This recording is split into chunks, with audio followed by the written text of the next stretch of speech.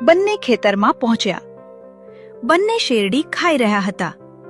પણ થોડા સમય પછી શિયાળના મનમાં શરારત આવી. મિત્રો, મને ખાઈ લીધા પછી હુંકારો કરવાની ટેવ છે. હુંકારો? અરે નહીં, ખેતરના માલિક સાંભળી લેશે. પણ શિયાળે વાત ન સાંભળી. તેણે જોરથી હુંકારો કર્યો.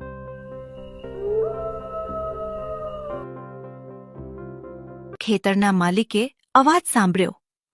તે લાકડી લઈને દોડ્યો. શિયાળ તો પલકમાં ભાગી ગયો. પણ ઊંટ મોટો અને ભારે હોવાથી ઝડપથી ભાગી શક્યો નહીં. માલિકે તેને પકડી લીધો અને લાકડીથી માર્યો. તેના દિલમાં દુઃખ અને પસ્તાવો થયો. મેં તો મિત્ર પર વિશ્વાસ કર્યો હતો, પણ તેણે મને મુશ્કેલીમાં મૂકી દીધો. ઊંટ શાંત રહ્યો.